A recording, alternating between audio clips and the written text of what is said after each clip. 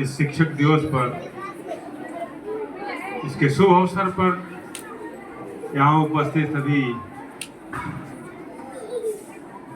शिक्षक परिवार और छात्र छात्राएं सबके हृदय में उस एनर्जी, उस ऊर्जा, उस चेतना को मैं हृदय से नमन करते हुए सर्वपल्ली डॉक्टर राधाकृष्णन इस जन्मदिन के उस अवसर पर गुरु शिष्य की परंपरा हमारे गुरुकुलों में भी होती है।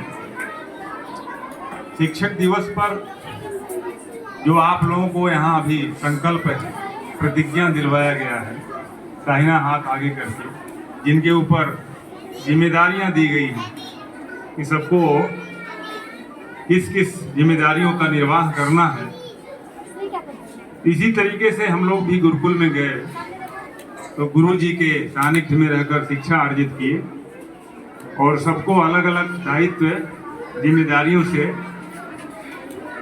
शिक्षा देकर वहाँ जब तक गुरुकुल में रहे, गुरु आश्रम में रहे, निर्वाह करना पड़ा। और बाहर आने के बाद भी गुरु ने शिक्षा के बाद दीक्षा लिया और दीक्षा बड़ा कठिन है। यहाँ तो आप लोगों को स्कूल में, कॉलेज में जो शिक्षा मिलता है, उस शिक्षा में संकल्प इसी कार्यक्रम में दिया जाता है। तो क्या कारण है कि प्रथम शिक्षक के रूप में, टीचर्स के रूप में सर्वपल्ली डॉक्टर राधाकृष्णन को हम अपना आदर्श महापुरुष, आइडियल पुरुष, आइडियल सुपरमैन मानते हैं।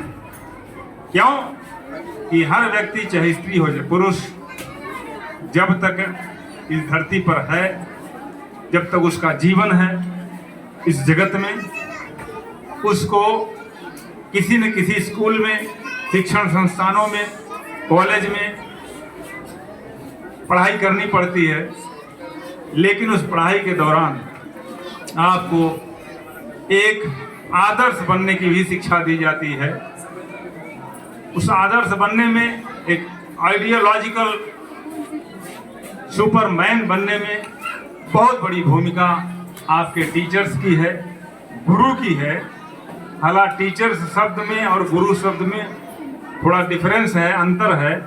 गुरु का मतलब जो अंधकार से प्रकाश की तरफ ले जाए, जो मिथक ज्ञान से आपको सच्चाई की तरफ ले जाए कि जीवन की सच्चाई क्या है, कि जीवन आपको मिला क्यों है, कैसे इसको जिया जाए और जीने में क्या क्या बाधाएं आती हैं।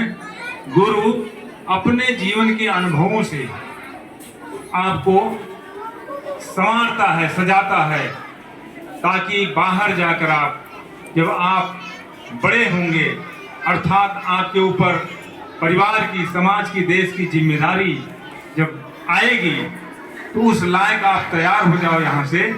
और बहुत कुछ आपको बाहर जाके जंग लेनी है, वो हथियारों वाली जंग नहीं, विचारों वाली जंग। ये जो विचार है लोगों के, आइडिया है, इन्हीं आइडिया में आपकी भी आइडिया यहाँ जनरेट होती है। और बहुत बड़ा दायित्व आपका, आपके टीचर्स के ऊपर है, जो उन्होंने अपने जीवन में ऐसे आपकी तरह स्टूडेंट थे, पढ़ाई किए और अपने जीवन को संवारे, फिर गृहस्थ जीवन में आए, फैमिली लाइफ में, और क्या परेशानियां आती हैं उसका अनुभव यहाँ आकर आपको शेयर करते हैं, आपको तैयार करते हैं कि आने वाले समय में आपके ऊपर भी ये दायित्व आएगा, ये जिम्मेदारी आएगी। और एक शब्द बार बार आता है, रिस्पॉन्सिबिलिटी।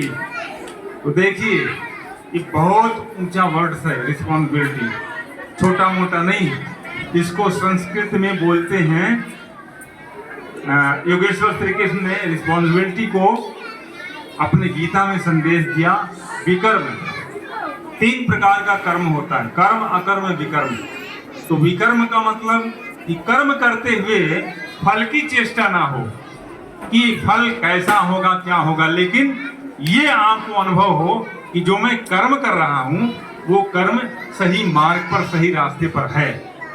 फल की चेष्टा से मुक्त होकर अगर आप कर्म कर रहे हैं, सही सच्चा कर्म कर रहे हैं, गुरु के निर्देश पर, टीचर्स के निर्देश पर और अपने गार्जियंस के निर्देश पर, सही मार्ग पर अगर आप चल रहे हैं, तो वो विकर्म है। रिस्पॉन्सिबिलिटी जो शब्द आता है, वर्ड्स आता है, बार बार दोहराया जाता है कि एक अवस्था आपके अंदर ऐसी आ जाए कि आप कर्म करो और फल की इच्छा ना हो उसके प्रति।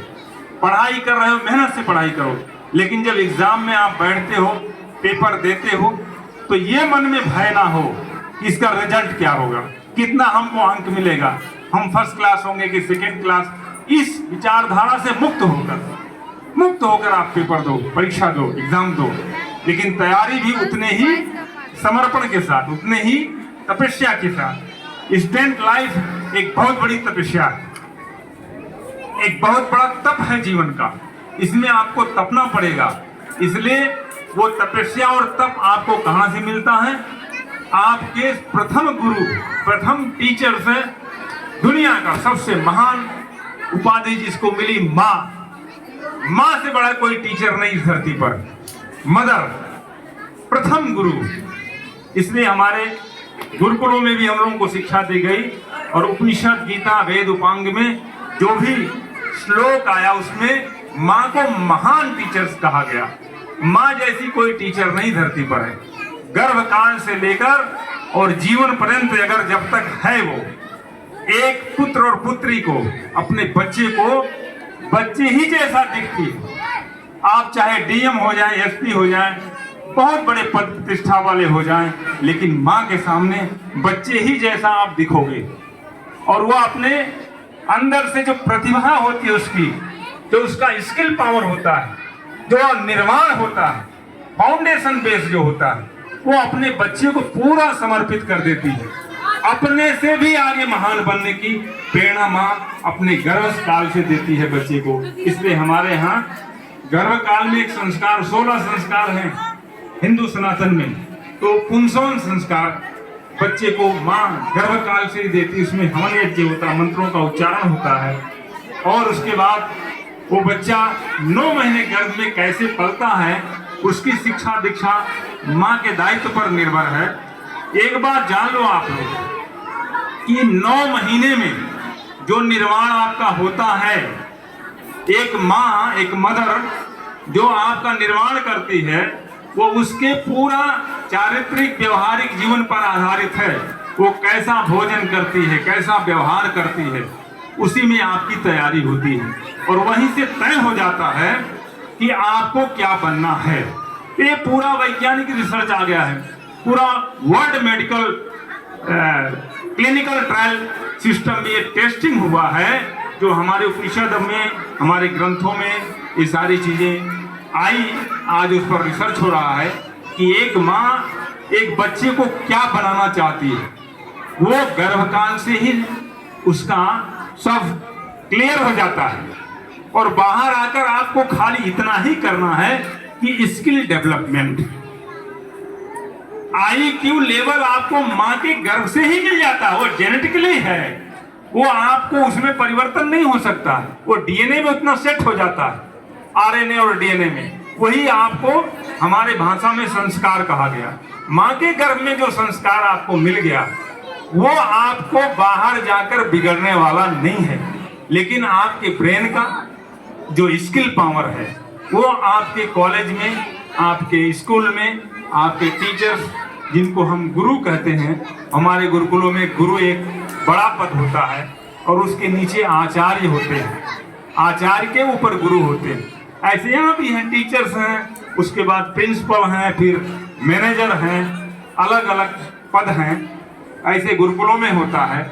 लेकिन difference between gurukul education and modern Macaulay education, उसमें फर्क क्या है?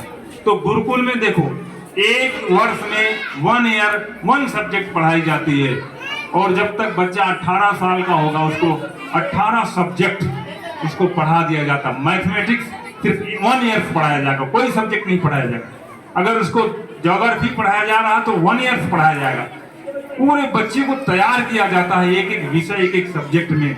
ये गुरुकुल पद्धति की सबसे प्राचीन पद्धति है, सिस्टम है। और लास्ट में हमारे गुरुकुलों में बच्चों को क्या पढ़ाया जाता है, क्या सिखाया जाता है?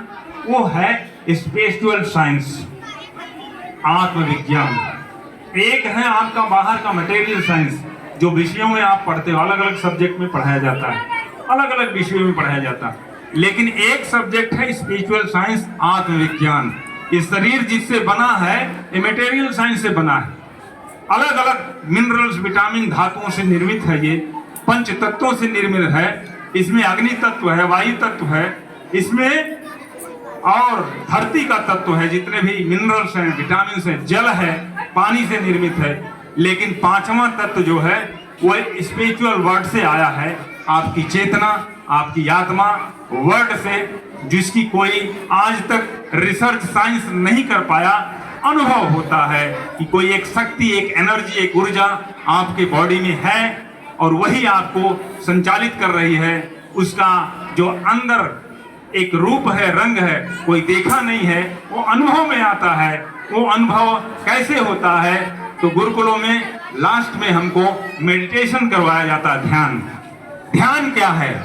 निर्विचार मन की अवस्था, जहां कोई नो थिंकिंग, जीरो फ्रीक्वेंसी, जहां मनुष्य के मन की थिंकिंग, विचार शून्य हो जाए, ऐसी अवस्था का नाम है ध्यान, मेडिटेशन।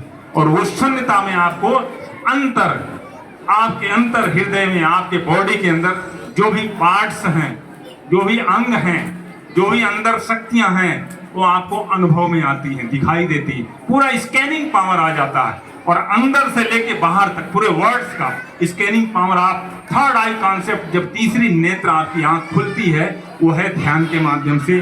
ध्यान के 112 सिस्टम है, टेक्नोलॉजी है, विधियां हैं, जो आज गुरु शिव से लेकर अब तक चली आ रही हैं, जो गुरुकुलों में हम लोगों को करवाया जाता है। और वो है माइंड रिवर्स, पिछले जन्मों में जाने की ध्यान की विधियां। तो वो बहुत ऊपर सुपर चीज है, जो आज हम लोग चाहते हैं कि हर कॉलेज में, यूनिवर्सिटी में वही हमारी पुरानी जो ध्यान की पद्धति थी, बच्चों को आधे घंटे 25 मिनट ध्यान की उस विधि से सिखाया जाए उनको, और उनको तैयार किया जाए, ताकि आने वाले समय में ये भारतवर्ष, ये देश आपका ऐसा देश निर्मित हो कि एक आइडियल महापुरुष के रूप में डॉक्टर सर्वपल्ली राधाकृष्णन ही नहीं, हमारे गुरुकुल में जब हम लोगों का गुरु पूर्णिमा होती है जुलाई के महीने में, तो गुरु और शिष्य की परंपरा की पूजा होती गुरु की।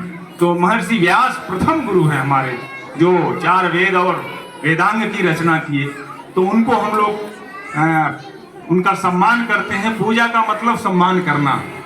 तो एक तो अभी वो शरीर में नहीं है हमारे डॉक्टर साहब, जो टीचर्स डे में आप उनको एक आइडियल पुरुष के रूप में मनाते हो, लेकिन वर्तमान में जो आपका प्रेजेंस चल रहा है टाइम, इसमें जो भी जीवित गुरु हैं, जीवित टीचर हैं, जो आपको शिक्षा दीक्षा दे रहे हैं, उनको आप उसी आइडियल पुरुष के रूप में मानो और उन्हीं के दिखाए मार्ग पर जो भी आपको मार्गदर्शन दे रहे हैं, पढ़ा रहे हैं, लिखा रहे हैं, समझा रहे हैं, उनको अपना आदर्श डॉक्टर सर्वपल्ली राधाकृष्णन का प्रतिमूर्त समझकर, उनके ही मार्ग पर दिखाकर अगर आप चलते हो, जीवन में उसका व्यवहार करते हो, उतारते हो और अपने जीवन में उसको लेके चलते हो, तो उनकी प्रेरणा, उनकी ऊर्जा, उनकी एनर्जी, जो आत्मा की एनर्जी है, आपके साथ जुड़ जाती है।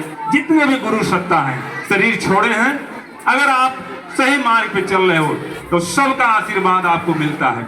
सब आपकी सत्ता से जुड़ी हुई है, कहीं बाहर नहीं है। एक एनर्जी है, ग्लोबल, ऑल वर्ल्ड और पूरे ब्रह्मांड की एनर्जी आपके साथ जुड़ जाती है जब आप सकारात्मक पॉजिटिव दिशा में कार्य करते हैं। और अगर निगेटिव दिशा में काम करते हैं तो निगेटिव आत्माएं जो शरीर में नहीं है, वो आपके साथ अटैचमेंट कर लेती हैं। ऐसी है एनर्जी वो देने लगती हैं, आपको गलत रास्तों पर प्रेरणा मिलने लगती है आगे चलने का। इसलिए मैं बार बार आपसे कहूंगा कि सही मार्ग पकड़ो और जो भी आपको यहाँ मिलता है टीचर्स के रूप में, गुरु के रूप में, उसका अनुकरण करें। ठीक है, तो बहुत बहुत आपको धन्यवाद। टीचर्स डे पर गुरु सत्ता और शिष्य के बीच संवाद करने का बहुत बहुत धन्यवाद।